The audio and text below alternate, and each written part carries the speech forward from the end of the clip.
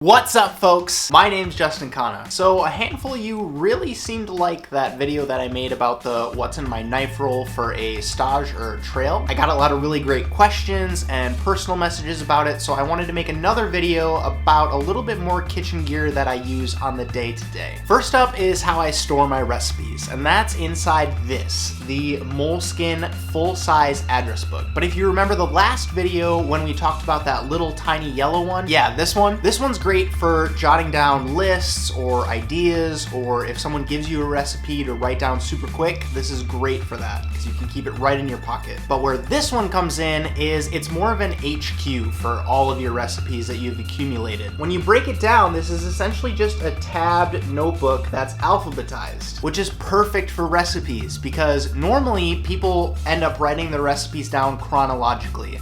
As you get a new recipe, you flip the page, you write it down. I think it's a pain in the ass when you're waiting for someone to remember when they wrote down that recipe or when they got that recipe, and you're sitting there waiting for them to flip through the pages like, Now, it's definitely not waterproof like that Write in the Rain one, but I like to keep it in a drawer or on a shelf somewhere. Keep it next to a small stack of Post-its like this. You can go over to it, write down the recipe that you need, stick this to like your cutting board or a container, and then that's with you and you can kind of see the recipe as you're working off of it. Now, I must admit, I used this a lot when I was a line cook, but when I transitioned into more of a sous chef role, I found myself frustrated because I couldn't make everybody organize themselves like I did.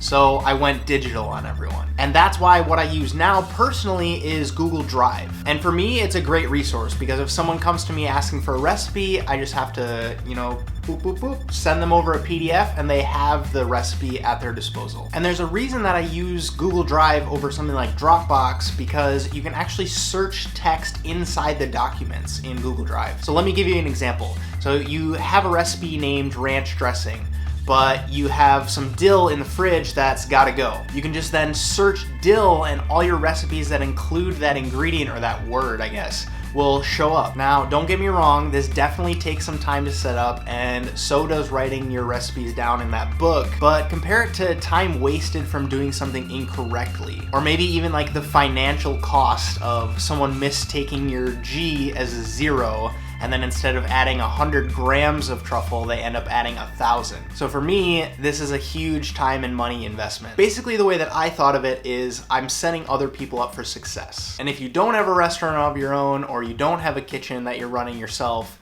this will maybe just save you some time and give you a place to digitize all your recipes. Did I just say the word digitize? So next up is a piece that I've had for years, basically since I started cooking. You've seen it already in a ton of these videos, and that is my GShock Watch. Now, this isn't a novel idea. I'm definitely not the first one to wear a watch around in the kitchen, but the reason that I love the GShock series is because they're waterproof and durable as hell. You could be like elbow deep in a Cambro of stuff, and you come out and this baby's still ticking. When I was working as a line cook, service would always start at 5, so I'd always set a timer or an alarm on this to go off at 4:15. That would always give me that mental reminder of like, okay, I got 45 minutes to go, like kitchen stadium style. Yes, the Clan's going in 15 minutes gone in this final championship battle. Which of these two Iron Chefs? You can get these in whatever color your heart desires. I've got this black one, I've got a white one, which looks clean AF when you're wearing the white chef coat and a white apron, as well as a silver one. I'm also dying for a red one of these, so if you're watching GShock, please sponsor me. But for real, constantly keeping an eye on yourself, timing yourself on how long it takes to do projects, being able to like put something on the oven or put something on the stove and set a timer that's gonna stay on your wrist instead of on your station is huge. Because just hypothetically, someone could just get sick of listening to the little magnetic timer on your station and shut it off and then never tell you about it, and then bad things happen. What do you mean? That's never happened to me before. What's that like? I've personally have this black one in my life for almost 8 years, and if that's not a great testimonial, I don't know what is. Next up is this little guy. If you've been cooking for a while and know where I'm going with this one, you can go ahead and skip to this time in the video. It'll spare you this little introduction. But if you haven't used one of these before, this is basically a thin piece of metal with a piece of plastic on the end made for testing cakes. You stick this thing in, pull it out. If it's clean, your cake's done. You clean it off and you get to use it again. It's more or less that toothpick move that your mom used to always do. A lot of chefs use this baby to check temperatures. So the idea being, wait, let's go cook something.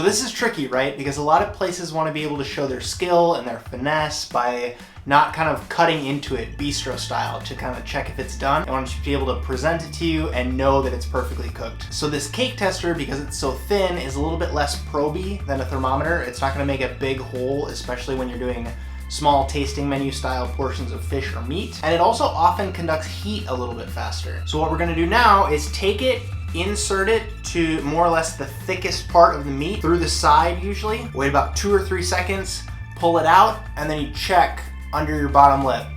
So now if it's hot, that means you may or may not have overcooked it. If it's warm, you're good. And if it's cold, you know you need a little bit more time. And this is just one of those things that takes some practice, but it's a great feeling once you get it to know that, yep, that's cooked, or to be like, nope, definitely not cooked. Chef, I need 3 more minutes. These things are super cheap. I've got like 3 or 4 of them that I've picked up on my travels just for funsies. Look at this one. It's got like a massive metal tab on it. The point I recommend is to stick with one that's got a plastic tip on it so that if you kind of leave this in a saute pan, forget about it, you can come back and take it out safely without burning your little fingers. Lastly, and something that I wanted to highlight just because I was so impressed with it, and some of you no doubt have the question of what knife was I using with that chicken breast, and that is this Togiharu dimpled slicing knife. So I had slicers before I bought this knife. I had no reason to buy this. I'm pretty sure I went on a knife buying tangent, and just the combination of the drop tip on the knife, which I just think are super badass,